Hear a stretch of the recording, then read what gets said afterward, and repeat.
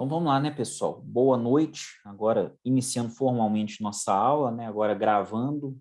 Já terminamos a nossa revisão. Vamos gravar agora mais uma aula de direito penal, ainda dentro dos crimes contra a pessoa. A gente vai estudar o capítulo referente à periclitação da vida e da saúde. São os artigos 130 a 136 do nosso querido Código Penal. Então vamos lá, sem demora, né? Vamos lá para o artigo 130, ó, perigo de contágio venéreo. São artigos muito simples, tá? Muito simples e o que a gente tem para expor aqui não vai ser muito profundo também, não. Expor alguém por meio de relações sexuais ou qualquer ato libidinoso a contágio de moléstia venérea de que sabe ou deve saber que está contaminado. Detenção de 3 meses a 1 ano ou multa. Olha só, gente.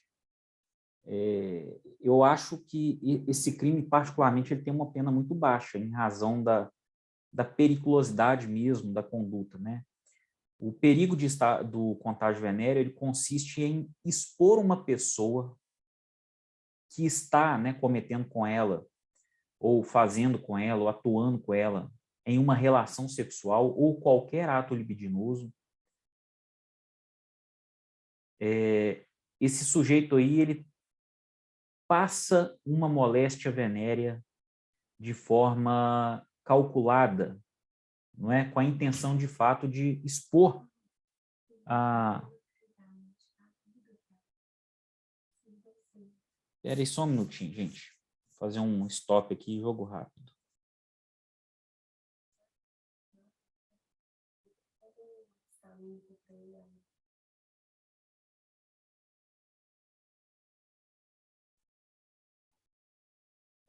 Voltando aqui, pessoal, já resolvi o probleminha lá, vamos lá. Então, o ato é muito grave, né? A gente está falando aqui de uma pessoa que intencionalmente passa uma doença venérea por meio da relação sexual. E essas doenças podem ser brandas ou podem ser muito graves, como, por exemplo, o HIV. O HIV é uma doença grave. A gente sabe, embora, né, as pessoas que adquirem o vírus do HIV hoje em dia possuem uma vida normal, não é? Com a medicação, né, o que a gente chama de coquetéis, e a cada dia que passa, mais eficazes e com menos efeitos colaterais, ainda que haja uma vida absolutamente normal, essa que é a verdade, mas é uma doença que ainda não tem cura, é uma doença ainda incurável, ou seja, é uma doença grave, não é? Merece muitos cuidados. Ela, recebendo os cuidados necessários, é uma doença que você convive bem com ela. Mas se não tiver os cuidados necessários, é uma doença que pode até matar em pouco tempo. E a pena aqui é uma detenção de 3 meses a 1 ano. Crime, então, de menor potencial ofensivo, é processado no rito sumaríssimo do juizado especial, mas é essa pena, tá? Pune-se a mera exposição, então não há necessidade de passar a doença, basta expor. Então eu tenho o vírus, eu não, né, gente? Pelo amor de Deus, nem eu, nem você. Vamos lá. Uma pessoa tem o vírus HIV, é contaminada com o vírus HIV e propositalmente se relaciona sexualmente com outra pessoa com a intenção de passar esse vírus para ela. Vamos supor que ela não contraia, porque ela não vai contrair necessariamente. Não significa que uma pessoa que tenha AIDS vai passar necessariamente AIDS para outra pessoa, né, na qual ela teve relação. Tudo depende da carga viral, da imunidade da outra pessoa, enfim, uma série de questões que interferem nisso aí. Então, vamos supor que ela não consegue. Ela não consegue, não importa, o crime ocorreu do mesmo jeito. O crime ocorreu do mesmo jeito, tá? Então, não há essa necessidade de passar a moléstia. Parágrafo 1º, se é a intenção do agente transmitir a moléstia, olha, então, se é a intenção, se você tem de fato a intenção, aí é reclusão de 1 a 4 anos e multa. Aí sim. Se a gente fala, eu fiz sexo só para passar essa doença, porque no caput a gente está falando o seguinte, de expor alguém a esse contágio, não necessariamente querendo que ela pegue, mas você sabe que tem e vai expor ela. Agora, no parágrafo 1º, eu já estou falando literalmente de alguém que deseja transmitir, deseja fazer desse ato uma transmissão. E, inclusive, já houve jurisprudência nos tribunais superiores informando que relações, né, nessa magnitude aí do parágrafo 1º, com a intenção clara e manifesta de contaminar com o vírus do HIV, poderia ser considerado, inclusive, homicídio tentado ou consumado, a depender. Mas eu acho que é muita forçação de barra, já que a gente tem um tipo penal próprio para isso, e a interpretação do direito penal, ela nunca é extensiva, ela é uma interpretação fechada, principalmente quando ela prejudica o réu, né?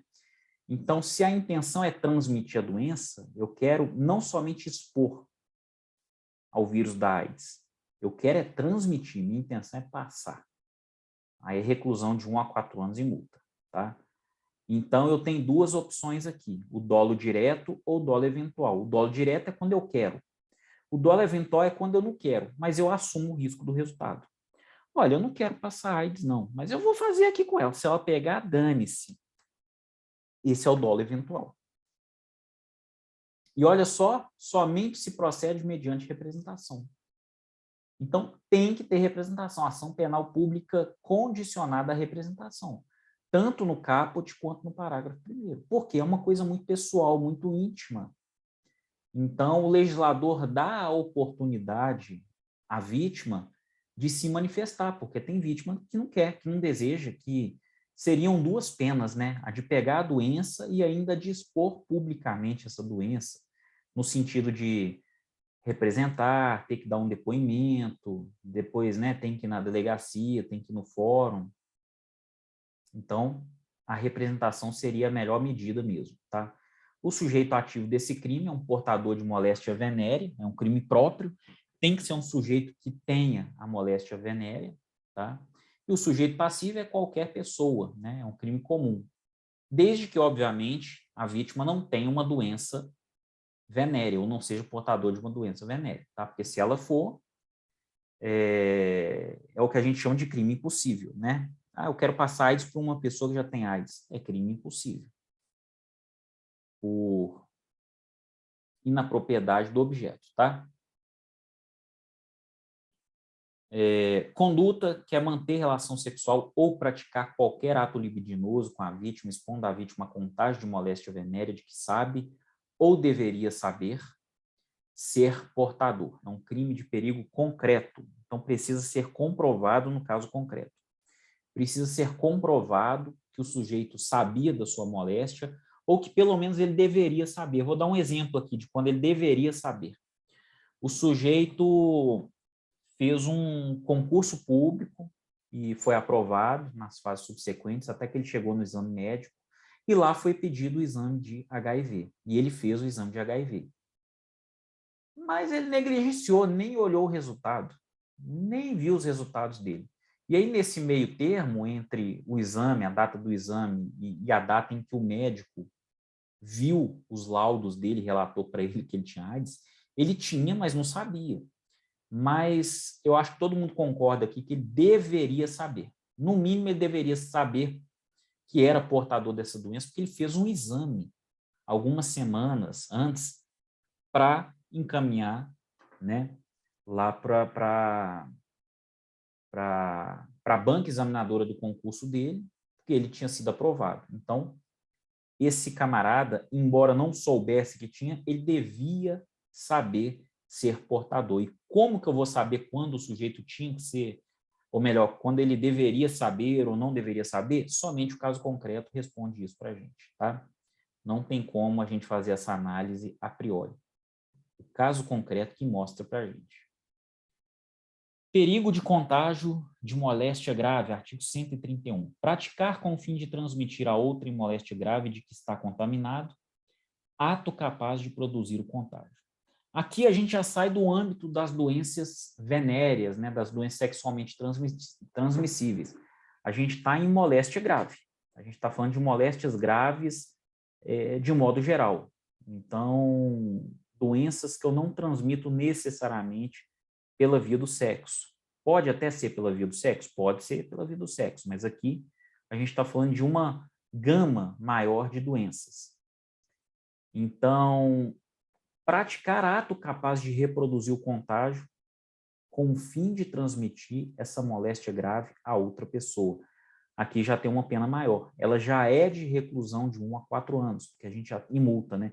Porque a gente está falando de dolo direto ou dolo eventual, mas a gente está falando de dolo. Sujeito ativo tem que ser qualquer pessoa portadora de uma moléstia grave contagiosa, tá? Crime próprio, que não seja venérea, né? Essencialmente venérea, porque a gente já tem o artigo 130, parágrafo 1º, tá? Sujeito passivo pode ser qualquer pessoa, é um crime comum, desde que essa pessoa não seja portadora dessa moléstia grave. Que aí a gente fala de crime impossível. E a conduta, ó, pune-se aquele que contaminado de moléstia grave, curável ou não, tá? A gente não está falando de moléstia incurável, não. E contagiosa, por exemplo, tuberculose, febre amarela, lepre, poliomielite, tá? Então, todos esses são exemplos, né? E esse sujeito pratica qualquer ato capaz de transmitir essa doença a outra pessoa. Desculpa. Artigo 131 do Código Penal. Perigo para a vida ou a saúde de outrem. Artigo 132 do Código Penal. Expor a vida ou a saúde de outrem a perigo direto e iminente. Detenção de 3 meses a 1 ano, se o fato não constitui crime mais grave. Por que o legislador fala que detenção de 3 meses a 1 ano, se o fato não constitui crime mais grave? Porque nós estamos diante de uma conduta subsidiária. Normalmente, para esse tipo de conduta, que foi descrito no artigo 132, a gente já tem um tipo penal específico, como, por exemplo, o próprio artigo 130 e também o próprio artigo 131, artigos estes que nós acabamos de analisar. Então, quando a conduta tem uma tipificação própria, a gente vai nele. Não sobrou tipificação, a gente vai no modelo genérico aqui do artigo 132, que é simplesmente expor a vida ou saúde de outrem a perigo direto e iminente, ou seja, um perigo que vai acontecer em pouco tempo, um perigo direto, não indireto, um perigo aqui, real, agora, e iminente.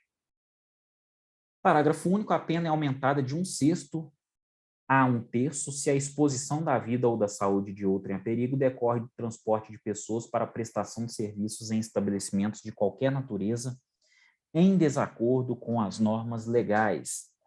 Então, nós temos aí uma causa de aumento, tá? Se a exposição da vida ou da saúde de outra pessoa a perigo, né? Ela decorre do transporte de pessoas para a prestação de serviços em estabelecimento de qualquer natureza. Então, vamos supor aqui, gente, o transporte de carvoeiros, por exemplo, né? Essas pessoas que muitas vezes trabalham numa condição análoga de escravo, esses carvoeiros são colocados aí na caçamba de um caminhão de qualquer forma e transportados. Eles estão em perigo? Estão em perigo. E eles estão em transporte, né? Estão sendo transportados para uma prestação de serviço em um estabelecimento de qualquer natureza, o que também se reflete, por exemplo, numa carvoaria? Sim. Então, a pena é aumentada nesses casos. A conduta pune-se aquele que, de qualquer forma, coloca a pessoa certa e determinada em perigo de dano direto, efetivo e iminente. Tem que ser um perigo concreto, não pode ser um perigo abstrato. Ele tem que ser comprovado no caso concreto. Essa conduta pode ser comissiva. O que é conduta comissiva? É quando o sujeito age, tem uma ação. É o contrário de omissiva, né? Essa conduta pode ser omissiva também. Por exemplo, o patrão que deixa de fornecer aparelhos para a proteção de funcionários, sendo imprescindível a criação de uma situação concreta e efetiva de perigo, já que o simples não cumprimento das normas de segurança sem a criação de uma situação periclitante caracteriza somente a contravenção penal do artigo 19, parágrafo 2º da Lei 8.213. Tá? A Lei 8.213, ela fala do regime previdenciário, né? É uma lei, inclusive, mais recente, de 91. Recente nada, né? 31 anos já. Mas, enfim, o empregador que simplesmente deixa de passar para os seus funcionários os equipamentos de EPI, não é? Capacete, por exemplo, isso é um descumprimento de norma. Sendo um descumprimento de norma, né? Essa ação e se existe uma situação concreta de perigo, o empregador está agindo literalmente de forma criminosa. Abandono de incapaz, artigo 133. Abandonar a pessoa que está sob seu cuidado, guarda, vigilância ou autoridade e por qualquer motivo incapaz de defender-se dos riscos resultantes do abandono, detenção de 6 meses a 3 anos. É um crime de perigo concreto, por quê? Porque é necessário comprovar o perigo. Então, pessoal, eu dou sempre exemplo nas minhas aulas, né, da mãe que deixa o filho dela numa cestinha, numa praça, um filho de 1 mês, por exemplo, numa praça pública. E ela sai de perto. E aí, daqui 3 horas, 4 horas, o bebê está desidratado. A gente sabe que os nenéns, eles desidratam muito fácil, porque a pele deles é muito fininha, e ele pode, inclusive, virar óbito. Está comprovado aí o perigo nesse abandono de incapaz? Está comprovado, o caso concreto comprovou. Agora, olha só, a mesma situação. Uma mãe que deixa o filho dela recém-nascido em uma praça, e aí, 2 minutos depois, uma pessoa passa, olha aquela criancinha e chama as autoridades competentes para darem apoio, para encaminharem, né, para o hospital ou para o conselho tutelar, enfim. A criança não ficou desamparada há muito tempo. É difícil a gente comprovar um perigo real, um perigo concreto nessa situação, o que significa que o fato é atípico. Então, não haveria o abandono de incapaz, nesse caso. E lembrando que a gente está falando de incapaz aqui, pode ser, por exemplo, o menor de idade, pode ser o deficiente físico, pode ser o deficiente mental, o incapaz de um modo geral, ok? Então, é uma pessoa que está sob o cuidado, guarda, vigilância ou autoridade de outra pessoa. Então, uma idosa que está sob a autoridade ou a vigilância de uma funcionária de uma casa de repouso, por exemplo, ela pode praticar esse crime? Pode, tá? E vale ainda diferenciar de outros crimes, né? Olha lá, letra A. Se entre agentes e vítima não há qualquer relação de dependência, o crime poderá ser o de omissão de socorro. Então, se não existe uma relação de dependência, porque eu falei, né? O artigo 133 fala em abandonar a pessoa que está sob seu cuidado, guarda, vigilância ou autoridade. Ah, mas se o agente cometeu o crime, a vítima não possui nenhuma relação de dependência. Aí é a omissão de socorro, 135, que a gente vai estudar.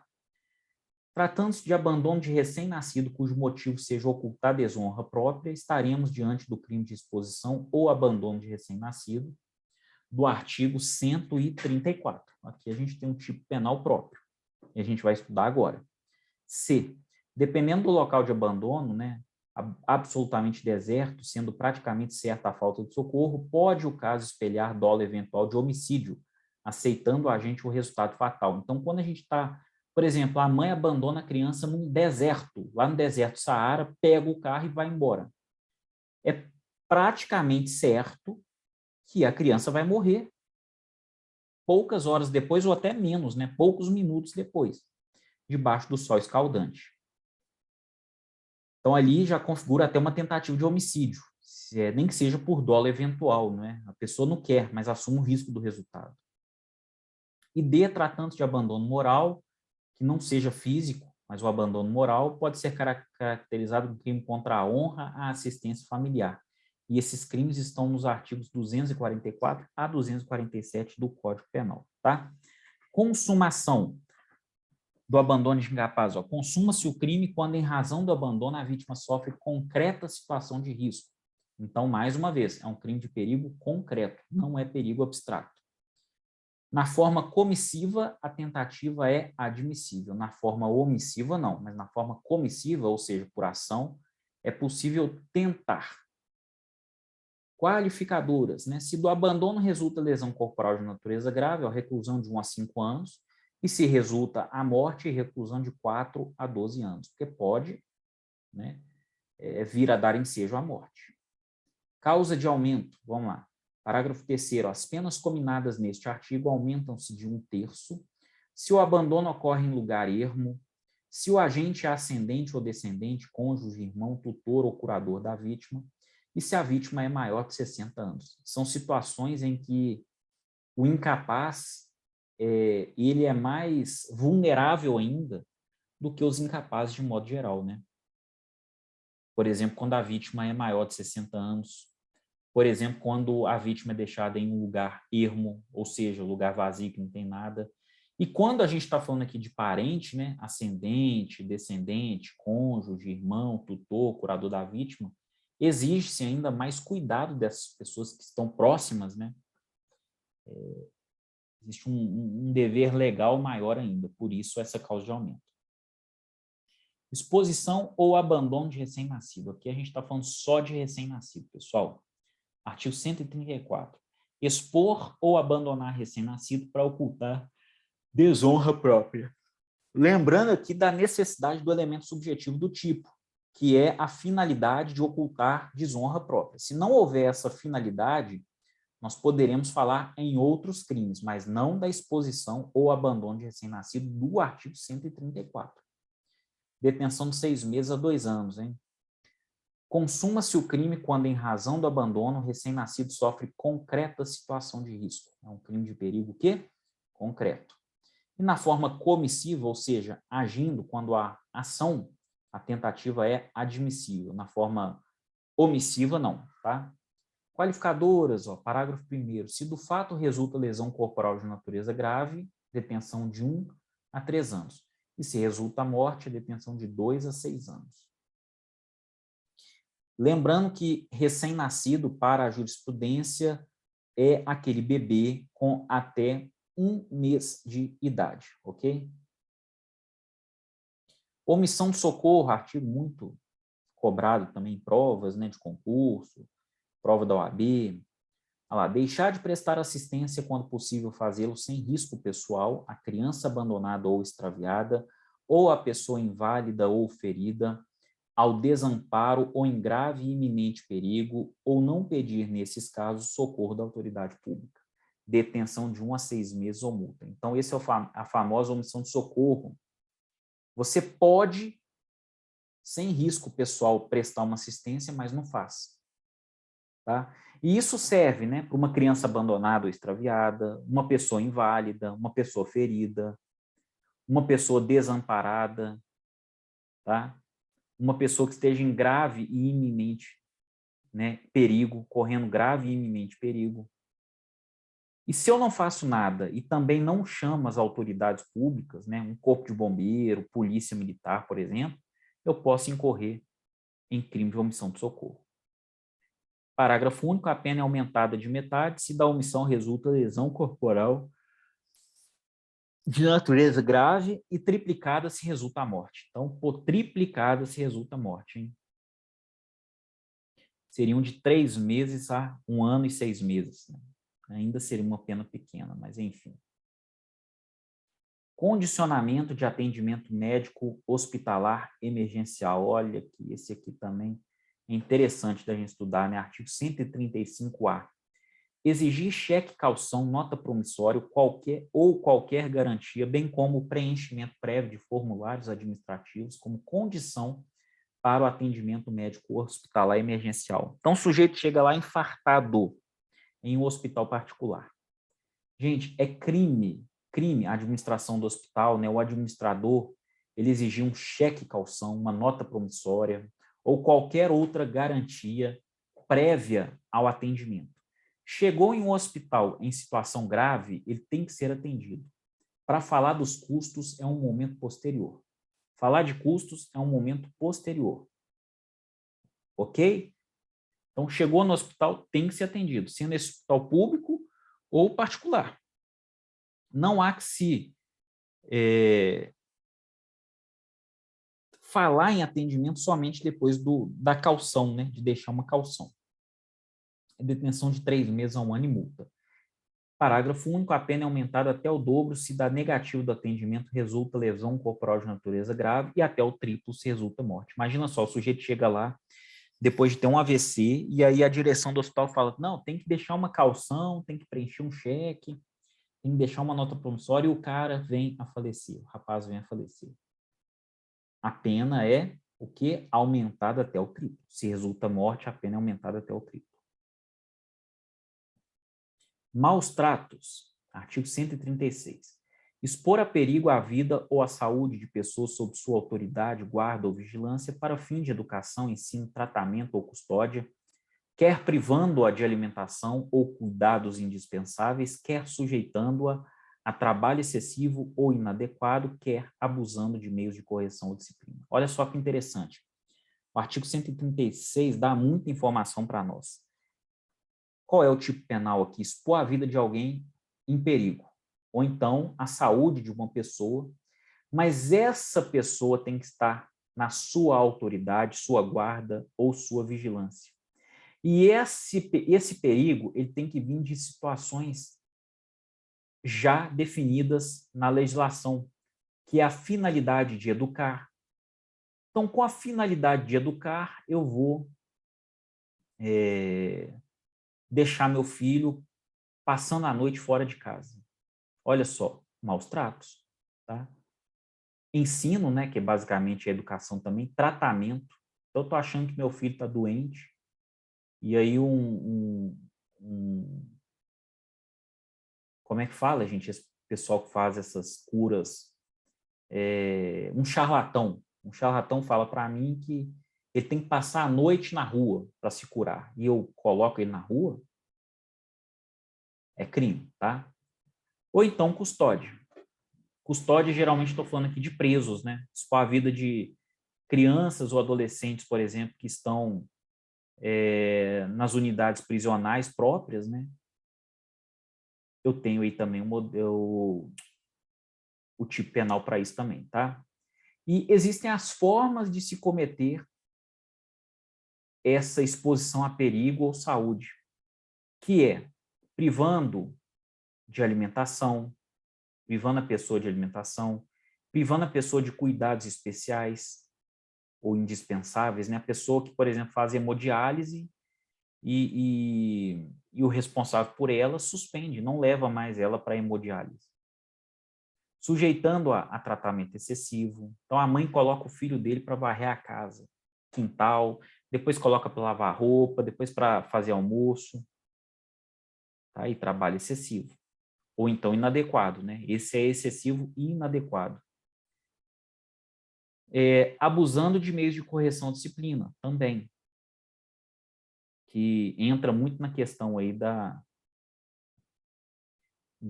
para fins de educação, né? Para fim de educar, os famosos castigos aí, tudo crime, de maus tratos, muito cuidado.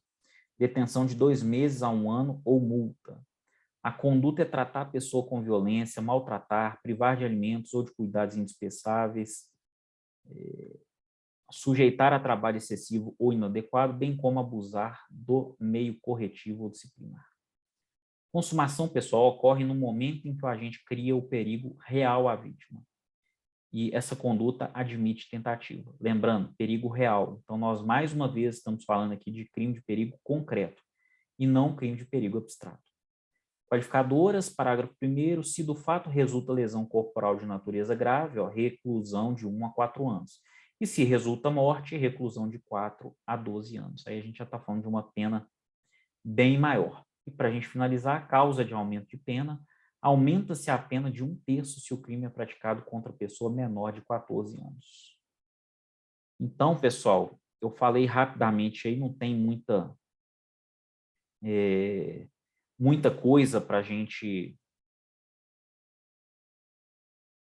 ficar argumentando, né? Mas esses são os crimes de periclitação da vida e da saúde. Eu vou finalizar aqui a aula, finalizar a nossa gravação, tá? Eu espero que tenha colaborado. Se alguém estiver assistindo a gravação e tiver dúvida, é só postar as perguntas que eu vou responder no momento oportuno, tá joia? Então, vamos encerrar a gravação e com quem está assistindo aqui ao vivo, a gente vai abrir para perguntas e dúvidas. Muito obrigado, um grande abraço a todos.